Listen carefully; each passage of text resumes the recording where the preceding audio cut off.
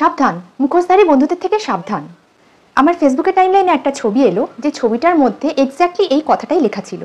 সেই পোস্টটি আমার সামনে আসার সাথে সাথে আমি সেই ভদ্রলোকের মুখের দিকে ভালো করে দেখলাম যে কে আবার মুখোশধারী বন্ধু ধরা পড়লো দেখি। তারপর সেই ছবিটার ক্যাপশনের দিকে আমার চোখ গেল।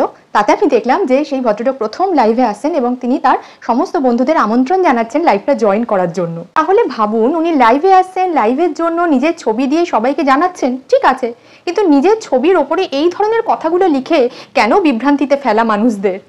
এরপর যে পোস্টটি আমি আমার স্ক্রিনে দেখাচ্ছি, দেখুন, এটাতে কোনো মা তার সদ্য সন্তানকে হারিয়েছে, খুবই দুঃখের একটা পোস্ট সেই নিয়ে ছিল। তা সেটা দেখে আপনারা বুঝতে পারছেন। তাতে কোনো একজন এসে তাতে কমেন্ট করেছে, পোস্টটা দেখেছে কি দেখেনি এই কমেন্টটাতেই বোঝা যাচ্ছে। পোস্টটাতে লিখেছে, দেখুন, খুব সুন্দর ভাই, একটু ভালোবাসা দিয়ে সাপোর্ট করো। আমার একটাই কথা, এই ফলোয়ার্স বাড়ানো, এই সাপোর্ট করা, এই সব কিছুর মধ্যে আমরা কি এতটাই যান্ত্রিক হয়ে গেছি যে একটা পোস্টের নিচে আমরা কি দেখছি সেটা পর্যন্ত আমরা দেখতে ভুলে যাচ্ছি। এটা মানুষ হিসেবে আমার মনে হয় আমাদের খুব লজ্জা।